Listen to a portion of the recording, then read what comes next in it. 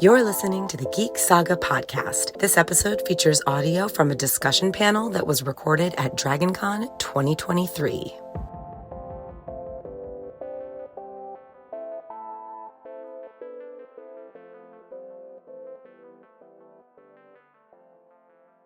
All right, guys, we're going to get started because it's a couple minutes after 4. Just to make sure everybody's in the right place, this is the House of the Dragon Season 1 panel, okay? Just making sure we're all in the right place.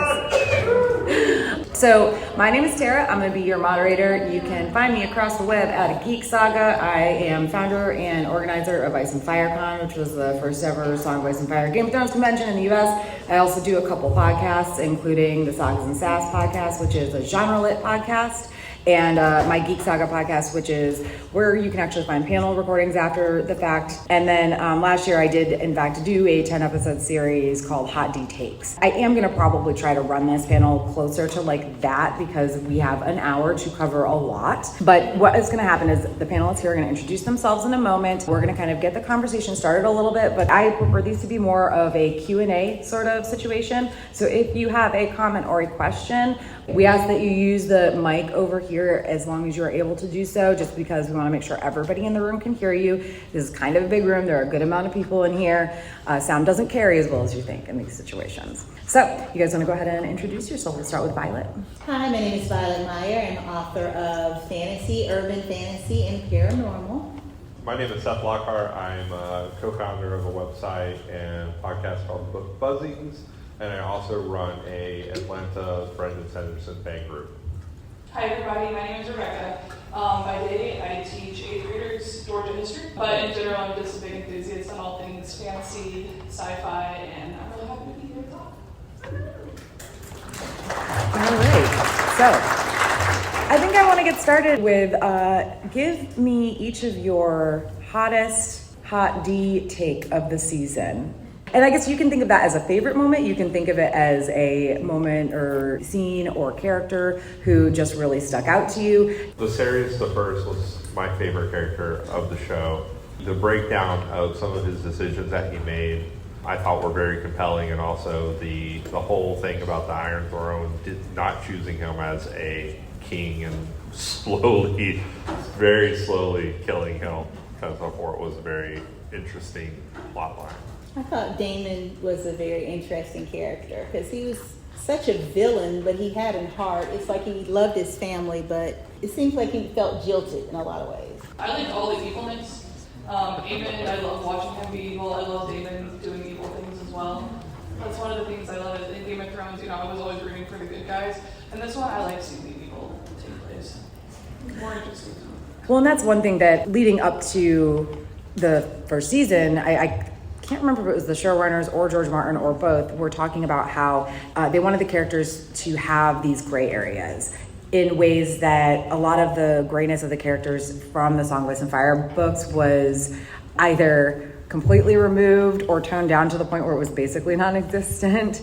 There were some sort of gray characters, but nothing like what we got with House of the Dragon or what we've gotten with House of the Dragon so far. Daemon being one of them. I mean, I figure like most times when Daemon was in regular clothes, you could trust that he might not be the best person doing the best things, but he wouldn't necessarily be outright evil. But man, then he put on that crime hoodie and you knew that he was out to cause trouble. He has a bad guy cosplay. Yeah, literally, exactly. Character-wise, I agree with, I love Daemon as just, like I said, I just love the dichotomy of you can sometimes have good Daemon and you can sometimes have crime hoodie Daemon, and both of them are great in their own ways. But I was very surprised about Viserys, and that's one thing we talked about on the House of the Dragon panel we did last year when I think there were only 3 episodes of the season out. We talked a lot about Viserys and how Martin has said he was bored with writing him and that he was really excited for everybody to see how the show portrayed him. And the writers did a great job. The showrunners did a great job. Patty Considine did an amazing job. And we got a character who in Fire and Blood he's barely even there. and they turned him into this character that, listen, I'm not going to say Viserys was perfect, okay? Obviously not. But he was probably one of the more lovable people in this season. And I guess let's talk about that. How a character who did crappy things can still be that lovable. And it's not just Viserys, it's literally any of them. Well, I mean, even Daemon, like, you know, we want to like him. And I think some of that might be the actor feeding the character, of course, because he's a very popular actor. He does some stuff when we're like, oh, poor Daemon, and then he goes and murders his wife. so he can hook up with potentially his niece, and we're like, there's that Targaryen blood coming out.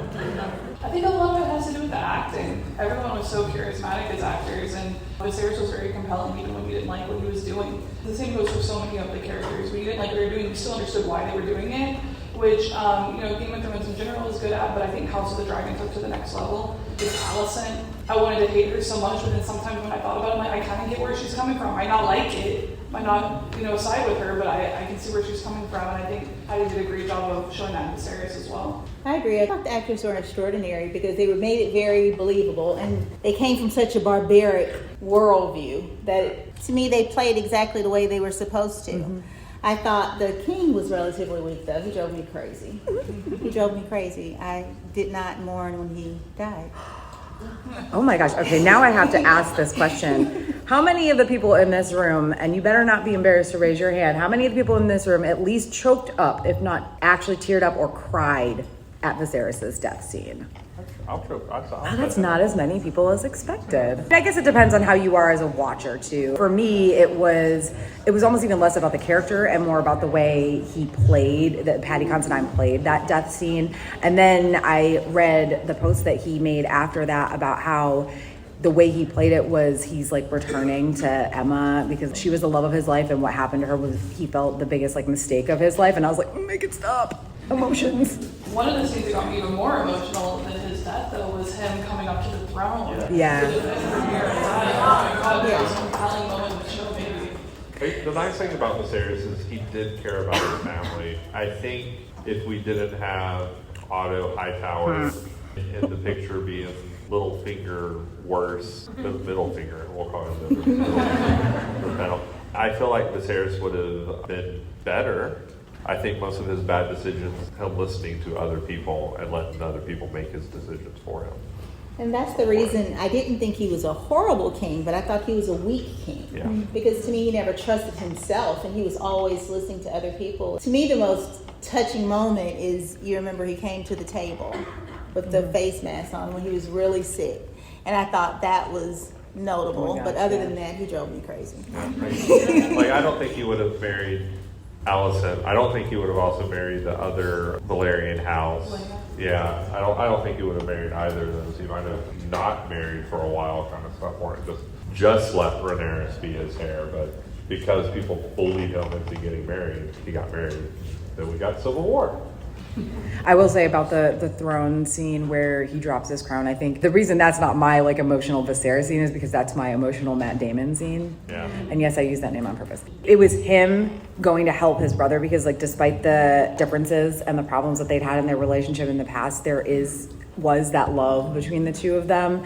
Gosh, it's so hard to see Viserys so weak like this, and he's barely making it up to the throne. Then he drops the crown, and Daemon, his brother, comes up and picks up the crown, and there's that moment where you're almost like, is he gonna do it? And he puts it on Viserys' head, and it's like, oh man, like you got to be sweet in this one moment, So that was improv. Yes, that was an improv moment. They didn't know the crown was going to fall, and Matt Smith just like kind of picked it up. But yeah, that is important to point out that was not written into the show, which I think knowing that gives it even more of an emotional impact. So speaking on the show, do you think that Daemon ever actually wanted to be king? Or if he just wanted his brother to love him? If we're talking strictly show Daemon, I don't think so. He might have had like that inkling of it would be cool to rule, but I don't think he actually was striving for it. I think book Daemon is a little bit of a different animal. I think he liked his freedom. But to me, one of the things, and to go off what you said, Seth, and then us just talk about that scene in general, when you have, before Daemon leaves the first time, and he's like, you should have made me hand, and he's going through the reasons, and at the end, he's like, why? And, he's like, I'm your brother. And to then bring it full circle, I just love that like brotherly moment, and then it brings it full circle where he's putting the crown back on his head. So at the end of the day, he always had his brother's back. I just think it was such a quintessential like younger brother moment of he was always at his brother's back. So no, I don't think he ever wanted to be king. I think he was just wanting that approval and to help his older brother deep down, even though he hid it very well with some of his actions and, going off to prove himself. It's a very younger brother thing too, I think. Yeah, he definitely made poor decisions. I agree 100%. He liked his freedom. He was a rogue, and he was proud of it. So that's a positive in a way, not all the time, but toward the end especially, that was a positive relationship. And now let's talk about, it's all fun and games until somebody loses an eye.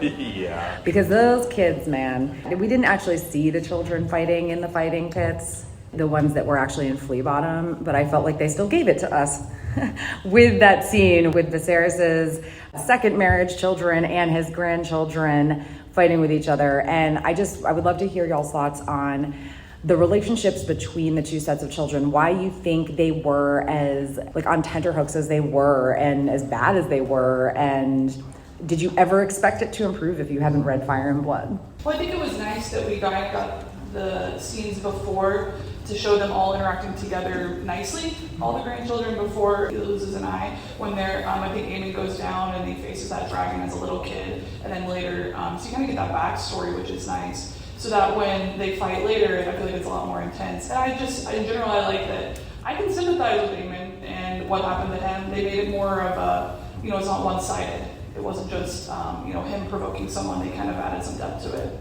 I'm going to take a quote from the series of when the Targaryen is born, a coin is flipped. And I think we just ended up with Psycho for all these kids. I don't think any of them were going to ever be good people. They had no... Listen, I think you're just talking about Alicent's children because those other boys, they're strongs. Yeah. Okay? They're Targaryens, but I they're thought all of strongs. them were just a little spoiled.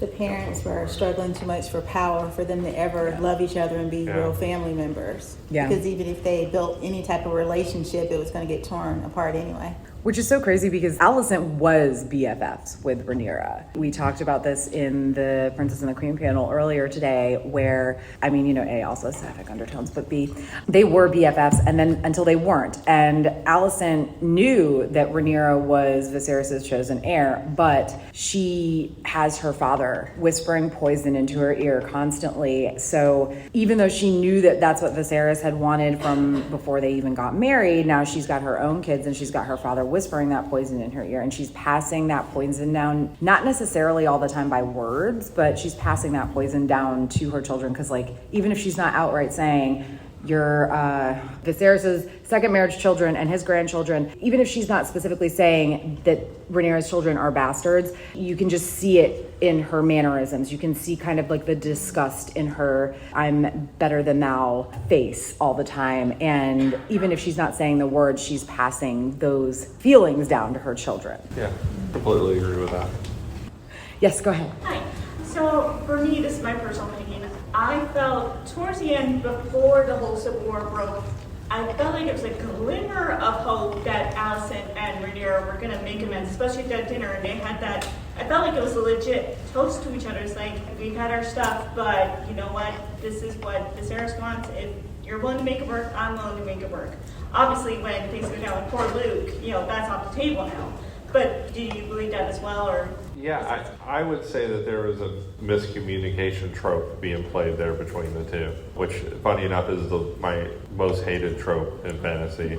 But, I think, if what happened had not gone down, we had to get Otto Hightower out of the picture for them to Good old be Otto. friends. Yeah. I think it makes the show all that more tragic that to me, it seems like both of them want things to be better and it just can't. Like things keep happening that drive the wedge farther and farther. That's what, I don't know, that's the compelling part of it, is that they want things to be better, both of them, in their own way. But either by circumstance or their own poor decision making, it can't be that way.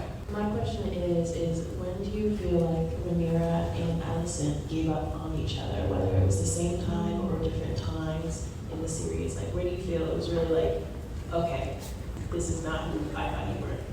I don't know if there was like a final strong moment, so maybe someone else would be better at answering that. But to me, the compelling things I thought was that there seemed to be resentment from the beginning. just from, I think Rhaenyra fundamentally misunderstood Alicent's place in society. She viewed, you're making choices, and I don't like those choices, when Alicent didn't really have the agency to be making the choices that Rhaenyra could make. And I don't think they ever really understood each other on that level, even though they were such good friends. And so I think it was more of a case of just resentment building over time, and then misunderstanding each other's position and applying themselves to the other's position when it was just not possible for either of them to do that. I like that because there's a little bit of the power struggle where she's Princess Hair, she's queen. She's supposed to be Hair though, but queen. And so who was the most important one? I feel like Rhaenyra's held on to the potential friendship longer of the two. Yeah, I agree. But I don't think there could have ever been any kind of... I think the resentment was probably more on Allison's part because it was always an attitude like she really was nothing but the queen's bed woman and she had no power past that. And I think by her father's constant whispering, she started to feel like, I'm going to exercise my power here and my sons do deserve these things, even though it was against the king's wishes. Yeah, I don't know if I could say that there was a specific break for either one of them, but I agree that Rhaenyra held out hope, I believe, for that friendship longer, which is weird because in the end it was really her, in the beginning actually, it was really her who was wronged. She was wronged by Alicent, kind of following her father's poison trail to Viserys's, I'm going to say bed, but she married him first. But beyond that, then after the fact, Alicent's having that jealousy of, Rhaenyra gets to have her good times with the cute boys. And I have never gotten to have that. And I absolutely think there was a lot of jealousy on her part there. But also that, I don't even know if it's false piety, which is the sad, I don't know what's more sad, that if it's false piety or if it's not, but that, I'm better, again, that I'm better than now attitude that Alicent had and how she attacked Rhaenyra's choices in that realm. I think even after that, Rhaenyra held on for too long. And let's be real, in real life, there's always one person in the friendship who holds on to it a little longer than they should. They had serious different moral high ground too. I think that kind of fed into it too because, I think Alicent's first major move against Rhaenyra was tattling about her going to a brothel. And that's kind of where things started breaking down between the two. Because she was like, you can't have sex with people, kind of stuff. Well, You can't even know it exists. yeah. I think she was also angry because the king saw it, but he refused to acknowledge what his daughter was doing. But is that really any of your business, Allison? Not at all. Thank you for your question. Thank you. Yeah, really good question. So I thought I'd raise the topic of Damon and his 3 marriages, which are all very different. Yes. He's first married to Grey Worst, who he cannot say a kind word about, not even once, not even when he's murdering her, never. Even when she's dead, he's like, I'm so bereft. And then with Lena, they seem happy-ish, if he describes it as happy enough, and then we have sort of mixed evidence for his life for Rhaenyra. There's a couple of scenes where they're very happy, particularly at the beginning, I believe it's episode 8, when she's pregnant before they go to King's Landing, that they seem to have a very happy home life with their blended children and then their shared children. And just I think one of the driving factors for Damon is his loyalty to family and how much he loves his brother, his niece, his children, and I think that is the core of what drives him. But those marriages are so different, and I just wanted to get you guys talking about that. Thank you. Now, first of all, we did not get enough Rhea Roy's screen time.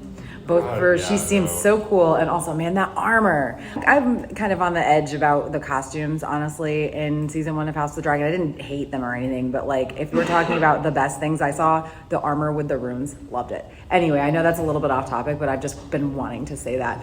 No, I would have loved a spin-off of her, Adventures of Her. Yeah. Because she could tell she was a little Arya badass.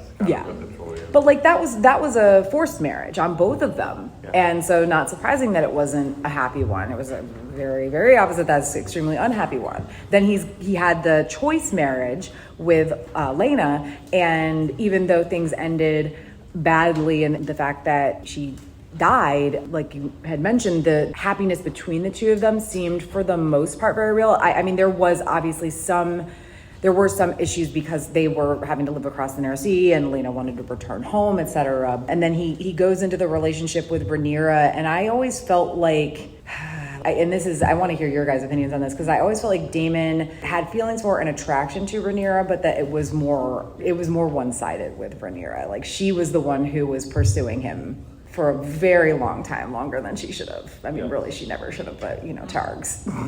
I agree with what you said. I don't know, it's just a thought in my head just now thinking about those 3 marriages, and I don't know, this might not make sense, maybe it's just in my head. Like with Lena, I view the Valerians as very like water, and you know, the Targaryens as fire, so they kind of balance each other out. Where you have Rhaenyra and Daemon, they're both fire. You know, and so maybe that's awesome, but maybe it's also really bad sometimes. That's kind of how I, in my head, kind of view those relationships. I don't know what that says about Royce, maybe she's heir.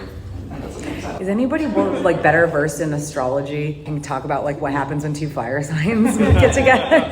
Right. I definitely think he loved as much as he can love anyway. He loved the second wife. Yes. His niece, that was just a whole weird thing to me. Because I feel like he was the predator in that, because he woke up her sexuality young and took her to the brothels. So it was natural for her to chase him. But it was just a political thing for him to marry her, and he loves his family. Thank you for your question. So I know you don't want to talk about it, but I kind of didn't get the costumes. I didn't say I didn't want to talk about it. So I thought it was really interesting seeing, you know, the kids of Viserys with like the blonde hair and the green and everything. So for me, every time I watch, especially Game of Thrones, I think the costume design obviously is amazing. But every time I see a scene, it's really prominent to me to notice like what colors they're wearing, what kind of emblems are on them. So I'm wondering if you guys noticed to that extent like the stark difference between Rhaenyra's kids with, you know, the red on versus Viserys' kids with the green on. Like you were talking also about how Alicent has a tendency to use body language as opposed to actually outwardly. So having her kids in that green as well, kind of just like how you guys talk about that kind of thing. I totally agree with you. I mean, I think we were talking about this on a panel the other day. There's a lot of fantasy shows today. I have a problem with their costume design in that when you have a lot of complicated names, places, regions, etc., you need a visual aid a lot of the time to see where people are from and what they're doing. And Game of Thrones has always been great at that. You know, if you know who's from the north, you know who's from Dorne. It makes sense in the climate. It makes sense with their culture.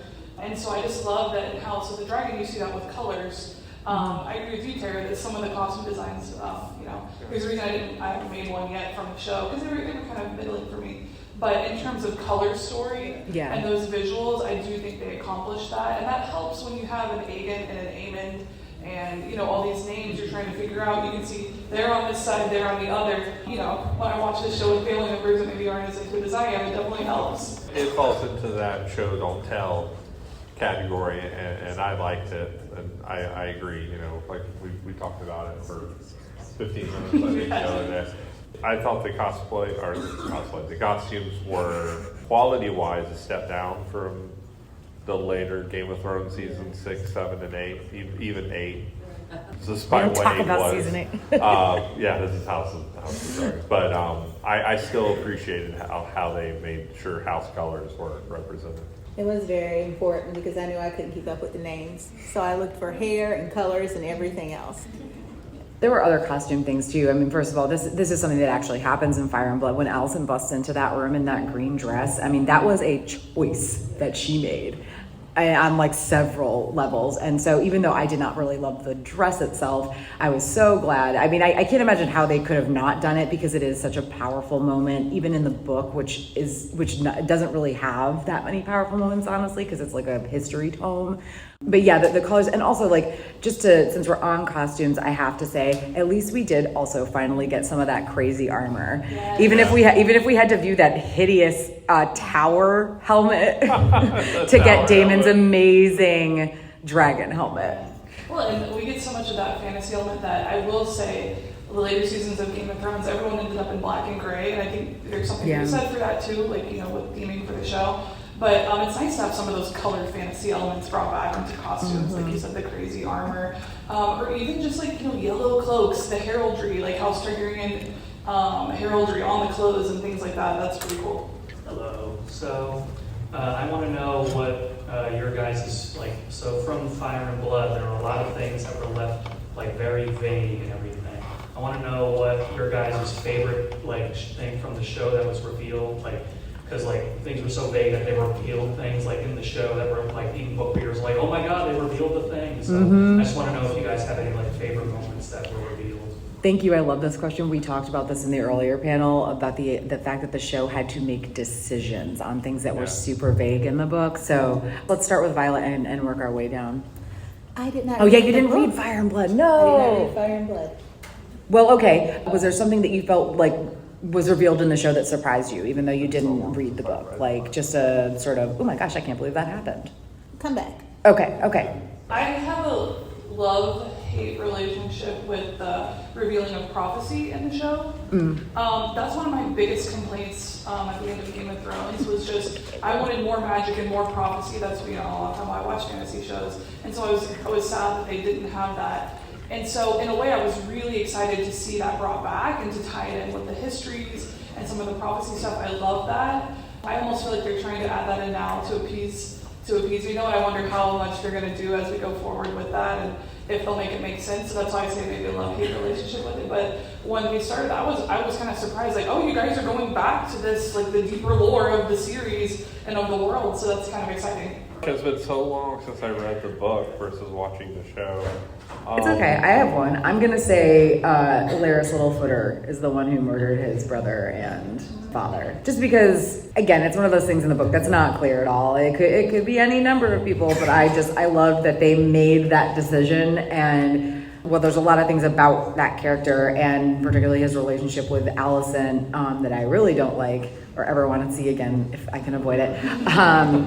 I will say that he had to have known that she didn't want him to do that, but he was able to take what she said to him and twist it, use it as an excuse, and use that as a way to also manipulate her. So it was a decision that they made, and not only did they make it and stick to it, but they worked it into the story further, which I just thought it was done really well. I think I'm going to go with Emma's death as being the biggest, the thing. That's the one that I remember the most. Fire and Blood didn't really go into the details of that, and the show did show Viserys having to make that decision. While the book did go into that specific decision with others, I think they kind of glossed over it, and it was a powerful scene for the show kind of stuff for it. I think a shocking moment for me, and I don't know if it happened in the book or not, is when Lena commanded her dragon to incinerate her. I'm here for that. It was so sad. Like, oh my God, that was so sad. It was so sad. But good, so good. And like also just to touch on the Viserys and Aemma thing, because like I don't know if somebody else is going to ask this, but we haven't talked about it, and I swore in the Princess and the Queen panel I would bring this up. What I want to say about that is like I think that's the most contentious thing that Viserys did, right? Like you can say he was a weak king and he wasn't fun for you, and yes, he didn't make great decisions all the time in other ways as well, but everybody always goes back to the Aemma death. And the one thing I have continually said about it is that I think they forget the fact that he was literally given a choice. Either you're going to lose them both or you can possibly save your child. So there was no way for her to live. That is the end all be all. The true mistake that Viserys made in that moment was giving her zero agency, not telling her what was going on, allowing her to be frightened because, yes, in that moment, he was weak because he was scared. He was scared about his child. He was scared about his wife, whom he loved. And also that ties in with Lena's death because Lena was in a very similar position and Daemon let her make that decision, right? He let her choose to just go to Vhagar and say, this is how I want to go because I'm not going to live through this childbirth anyway. The show did such a great job exploring the horrors of childbirth, especially in a world like this, but thank you so much for your question. So, it's not necessarily my favorite character, but in terms of differences between book and show, I thought one of the most interesting was Kristen Cole. The so-called kingmaker, right?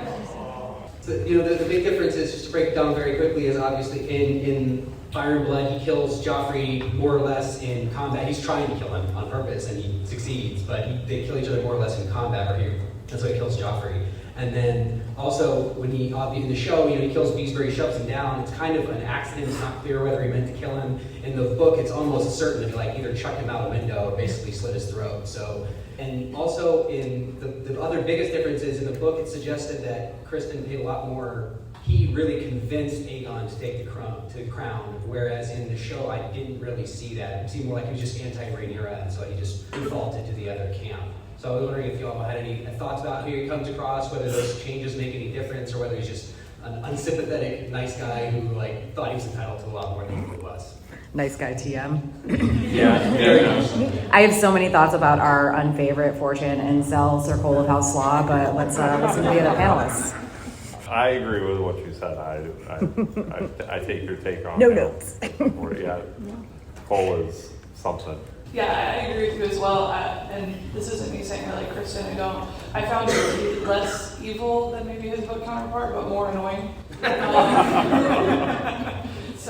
But I totally agree with you. That's a mood. Less evil, more annoying. Yeah. He's so handsome and good looking, right? And he comes in and Rhaenyra obviously has a thing for him, but only a physical thing. And she used him a little bit. She also kind of, I think that was a little bit of a power play on her part. I'm not saying he wasn't into it, but also that's how a lot of bad things happen. When there's somebody who has more power than you, and he is her sworn sword. What is he gonna say? No. But that said, whatever happened between them, he liked it enough that he just could not get that out of his mind. Okay, she's got that magic Targaryen, I don't even know. She's a magic girl in the bed. But he became so into her that it literally turned into, like you said, this situation where if I can't have you, no one can, and also you're a see you next Tuesday. And then he attaches himself to Alicent. His thing with Alicent is like you said, just because he hates Rhaenyra is how it seems. And I do think that the more he gets to know her, it turns into more of she is the pious, perfect, ladylike woman that Rhaenyra wasn't really ever, but for certain is no longer to him. And it's the opposite, quote unquote, for lack of a better word, things about Rhaenyra that he has decided to hate on. And we actually talked about this in the earlier panel where somebody had asked, do you think he'll ever break with Alicent or vice versa? And I said, Alicent has really no reason to let go of him because she, and I think not one of our panelists, Nami, was saying she needs him to protect her. But I feel like it's more likely that he will walk away from her when I say more likely, I still don't think it's more than maybe 35% likely. He would walk away from her if he finds out about the Larys stuff, because that will soil her purity in his eyes. And he is a piece of work. And like you said, it does seem like he's a little bit more, maybe evil isn't the right word, but possibly even a little bit more petty. He's petty. Yes, he's petty and bitter in the show. And in the book, I think he's just out to kind of do his job, which happens to include doing a bunch of crappy things. In the show, he commits a hate crime, okay? He has sex with Rhaenyra, she turns him down, and one of the next things he does is commit a hate crime. I don't want to say it gets worse from there, but it sure as hell doesn't get better. I don't see him becoming a person anybody could like ever. As a cosplayer, I'm watching the show, and I'm always watching for who I'm going to cosplay. And he was up there on the list until he turned down. I'm like, you know what? While I love cosplaying villains and the people hate, I'm not going there with Oh, I thought you were going for Kingsguard Arbor, and I was like, why don't you just do Harold Westerling? Because he's awesome. I got too cold. An interesting thing you said, Tara, about how he looks at Alicent as kind of, this good little girl, and then the stuff she's doing with her feet. Let's be very clear, that is not Alicent's choice. That is a seriously abusive relationship that is perpetrated by Larys Littlefooter. But Isn't that something? But yes, if Kristen Cole finds out about it, it's not going to matter that she has done nothing wrong in that particular situation. It's only going to matter that this pure queen in his eyes is now soiled. It's like growing up religious and the boy in your church finds out that you kissed somebody. Oh no, heaven forbid. Now I don't want to chew somebody else's gum. Sorry. Thank you. Thank you. That was the most awkward chuckle in the corner. Somebody else has been in this situation, right? I'm sorry I grew up in a wholly religious family. Hi, I wanted to bring up a dragon fight at the end of season one, Yes. specifically how it really showcases that you cannot control these creatures. I'm gonna say I like your outfit, and I loved the dragon in this. I think the CGI was better in House of Dragons. Oh yeah. And the fight was one of my favorite parts of it, and just the look on. I'm horrible with Targaryen names. The look on his face when his dragon just completely deletes the other one. Deletes. Control Alt Delete. Yeah, and he's like, "Oh, I am in so much trouble." Heads up for it. That moment when the lightning flashes and you see Vhagar's shadow, just totally morphing. Oh, I'm giving myself chills thinking about it. It's just so amazing because in Game of Thrones you see dragons, but they're all of similar size and they grow slowly. You get the whole range, you know, every color, every kind of look, the different sizes, what they all can do. They did such a great job of making Vhagar look so grizzled and old. But yeah, what an amazing scene. What an amazing scene. Especially not just the different sizes, but like, oh my gosh, Sea Smoke with his cute little goatee, and Caraxie's the windy boy just like slithering around in the air. I mean, we get all these different things. But yes, that moment, man, when you see Vhagar come under, and I'm blanking on, was it Luke's? Thank you, Arax. I was gonna say Syrax, and I was like, I don't think that's right. You see that shadow, and it's like, I will say that CGI-wise, I thought there was one scene in the very beginning of episode 1, I believe, where it was showing some dragons flying around, and I was like, oh, I hope this isn't like how the CGI for these dragons is gonna be all season. But whatever happened with that scene and why it was kind of they fixed that real quick, and it was, the rest of it was just so great. And then also just the moment where, like you said, Aemon realizes I can't remember if it was Nami earlier, but the surprise Pikachu face. That's what I see when I see Aemon just being like, oh no, this gigantic old dragon who's had like however many riders before me just murdered my cousin and his dragon, and I told her no, but she just kept going. I mean, have you ever had a dog that hasn't had obedience training? Aemon, boy. But the thing is, you can't train a dragon like that. This isn't that property. This isn't a nice little Viking town. It Or where you get all was the dragons. sad when he got eaten. I was like, oh no. Yeah. I was going to ask about what you guys thought of the dragons, the effects of the dragons. So instead, what did you guys think about the time jump between episode 5 and 6? I mean, at least for me specifically, the idea that they aged up Alicent and Rhaenyra, but like Kristen Cole and David remained the same, which I thought was just a little extra. The genes. A little extra. Yeah, Targaryens age well. They hit a peak and then they just don't age from there. Yeah. They cut Daemon's hair. Come on. I will say I appreciated that they aged the children up to almost adults, I would say, is what their age is. It makes me uncomfortable when I'm reading some books and there's some children. There was a current Forgotten Realms book that came out, and in the first chapter it was talking about a 14-year-old girl having this dress that showed off her curves and her bosoms, and I immediately closed the book and threw it away, kind of stuff for it. And that's how I kind of felt like the other book, but when they showed the show and they showed that they're going to be a little bit older kind of stuff, where I was like, all right, I'm going to be in on the show kind of stuff for it. In general, I like the idea of the time skip because I feel like it really hits home, like them being younger and then being older, and you kind of get into different scenarios when you're younger versus older. So visually, that you know, you have the difference there. I would have liked even more time to spend with them when they were younger. I feel like that could have been extended, but maybe that's just me wanting more of that. The one thing I will say, and the only gripe I have with them doing a time jump is, like you mentioned, not everybody gets older physically. Like Kristen Cole, like I said, apparently has some really great genes. And then as far as the kids, you know, a lot of them were fine with the jump. Aemon, though, I feel like turned into like a grown man really quickly.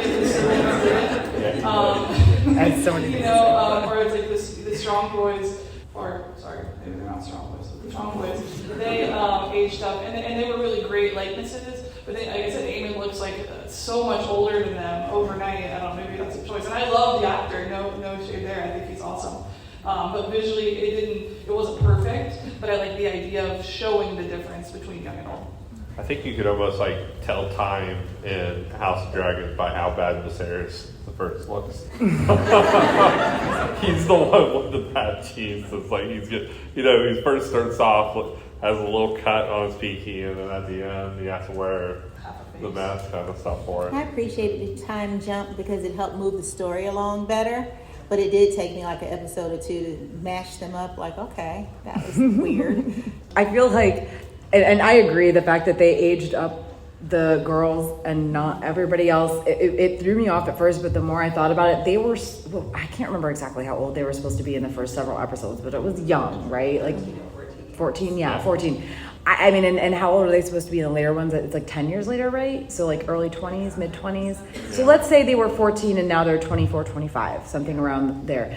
At 24, 25, I looked nothing like I did. I mean, you could, if you put the picture of me at that age next to the teenage picture of me, sure, you could tell I'm the same person, but everybody changes so much more in that time frame than they do as they get older. So I mean, Viserys and Daemon, they're full on, you know, practically middle-aged men in the show when we start. Kristen Cole, like maybe he should have changed a little bit, but I'm also in this, like, I don't really give a crap what they do with Sir Cole of House Law.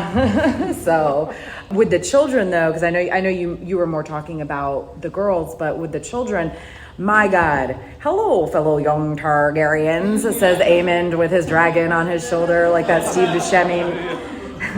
You know, like he looks like he's 40, and I think he's actually a year or two younger than the actor who plays Aegon. And it's just like, again, no complaints about the acting or the actors, but wow, like wow. No, that was something I watched, and I was like, that's a choice.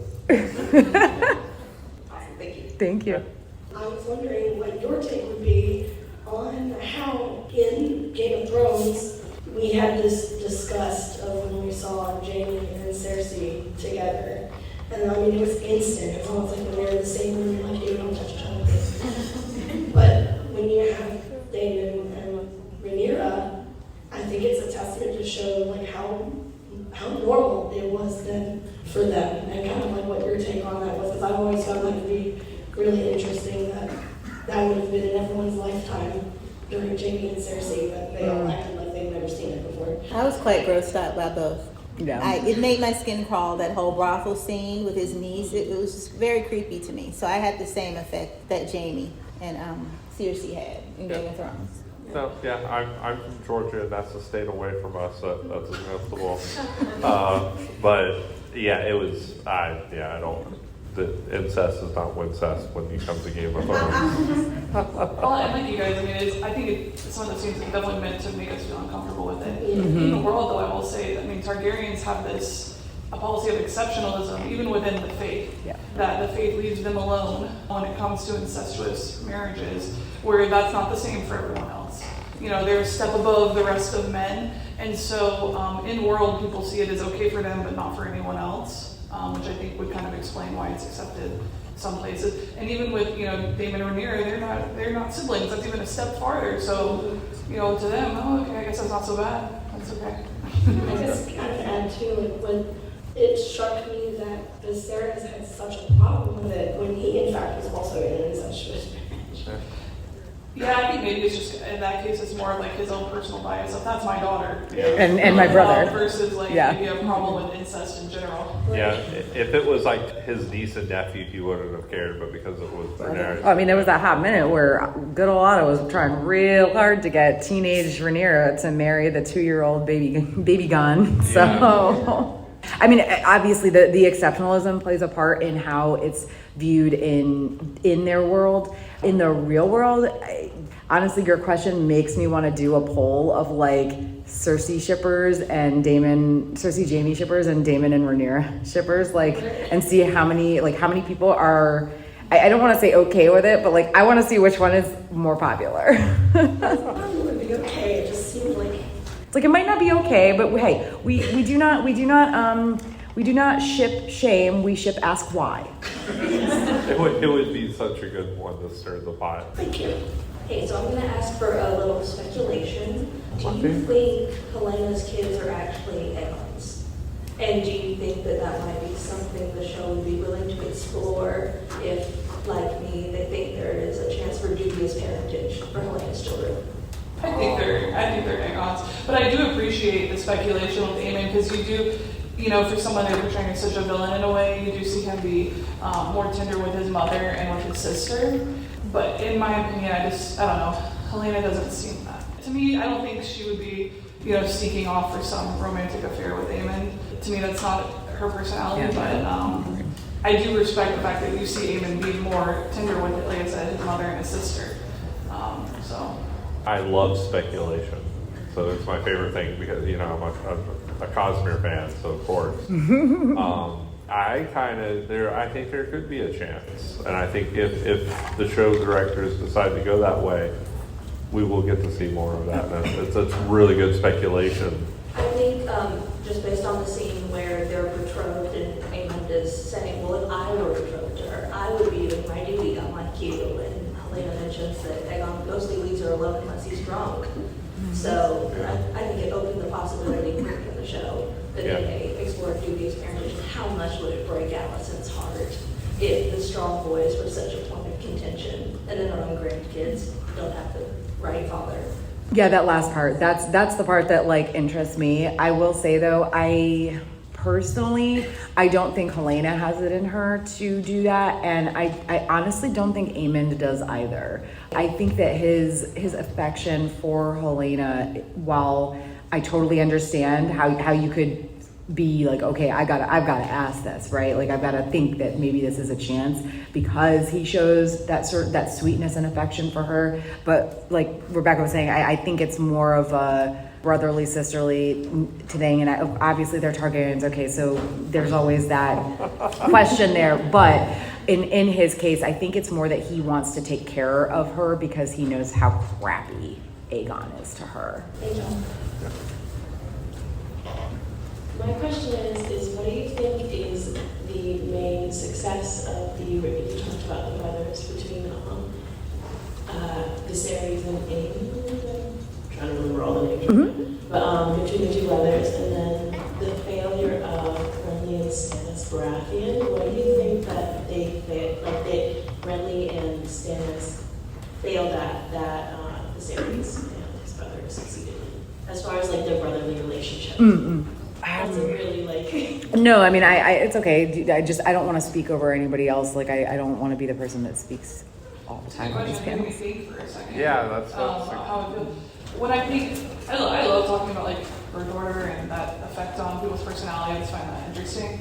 Even though there's some problems between Viserys and Daemon, I do see a lot of that older brother stereotype and the younger brother stereotype play out in them somewhat. Whereas I don't think Robert is as much of that big brother stereotype to Stannis. And then also Stannis is a middle child, which is interesting. And so I don't think you have, even though Viserys might be weak in some sense, I still think you have that kind of like big brother love for his brother and looking out for him that I don't think you really see with Robert to Stannis. You kind of see it more between Robert and Ned, not with Stannis and Renly. I'd say there's only really one person Robert Baratheon loved. And, you know, with Viserys and his brother, there was love there. I don't see any brotherly connection between Robert and Stannis. That's what I was thinking. I was trying to go through the seasons, like season 1, and it's just even with Renly, there is no love there, in my opinion. I agree, because it's obvious that the king loves Damien, even though they may not agree all the time. The other one, they didn't have any regard for each other. I think a lot of it has to do with, first of all, Robert was sent away for most of his childhood, but also Robert is the most extroverted, obnoxious person, and Stannis is the most introverted person. And so I think even when they were back together again, their parents had also passed away when they were all fairly young. And I think that Robert was extroverted and annoyed the crap out of Stannis probably, but also he was never a leader. Okay, he might have ended up king. He shouldn't have been. But he was never really a leader. He was a person who just had the right people behind him. And Stannis is over here thinking, I could do everything better than you. Middle child syndrome too, for sure. And then you've got like Renly, who's just like, I mean, he was really, really young. I can't remember how old, but I don't know if it was even much older than a toddler, maybe 4 or 5 when their parents died. And Stannis was not the type of person to like affectionately raise him as a younger brother. He was, what I would assume is that he was just like if he was there helping raise him in any way, shape, or form, because lords and ladies and they've got all the other people there. He was probably just this very cold person. And also Renly does actually have like way more ambition than either of his brothers do. So I just think there was way too much contention between the three of their personalities. Whereas Viserys and Daemon are obviously very different, but they're different in the way siblings are different but can still love each other. Whereas the Baratheons, between what happened to them as children losing their parents, Robert being sent away, and falling in love with Ned as a brother, where he never gave that sort of affection to either of his real blood brothers, that's gotta hurt too. So yeah, I think it's a lot of just how they were all raised and their personality differences more than anything else. Okay, thank you. Sorry, I got on. Oh, you're fine. And we have time for one more question, maybe two if we may. Okay, here's what we're gonna do. Ask your question. Whoever answers it first, that's the one answer, and then we'll finish out with you. So a common theme that people think that the show is about is the blacks versus green, Allison versus Rhaenyra. But it seems like the more important theme is actually that the jealousy and ambitions of second sons corrupts and poisons everyone around them. So my question is, do you think that the series having Rhaenyra as his heir would cause chaos within the realm regardless, or that the second sons, Daemon, Otto, anybody want who's the second son, it saw this as an opportunity to higher their status, and that's what actually caused all the chaos and civil war? If Otto hadn't gotten involved, I think it would have been an okay transfer of power. So in a way, yes, because Otto, good old Otto, screwing everything up. First of all, thank you guys so much for putting this together. That's wonderful of you. My question is a little bit piggybacking off of my young colleagues who were before me. If you think the order of birth had been different in terms of Aegon II and Aemon, how differently do you think, if at all, do you think things would have turned out? I think if they were born differently, they would have different personalities, because I love the birth order thing. So I think, Aemon being in the middle factors into it. And so he might say, I can do this better. And I think we kind of get that sense. But if he had been born first, well, in Aegon second, well, maybe Aegon will be the one saying that to him, being the one not chosen by birth to be there, if that makes sense. But if we're talking just like their personalities, at least how we're given Aemon in the show, I think there's more nuance to him, and he probably would. If we're just transferring them wholesale into the other spot, I think he probably would make a better ruler. But I also think things would be different if they were born in a different place. Yeah, I agree. Thank you guys so much for coming. Hey, don't forget to donate to the Dragon Con charity, preferably in the High Fantasy chat room. If you like the panel, make sure you rate us 5 stars in the app. If you didn't like the panel, the app doesn't exist for you, but thank you for coming anyway. Bye. Have a great rest of your convention, by the way. Thanks, you guys. Have a good night. Thank you for listening to the Geek Saga podcast. If you like what you heard, please check out other Geek Saga entertainment endeavors, including the Sagas and Sass webcast and podcast and Ice and Fire Con.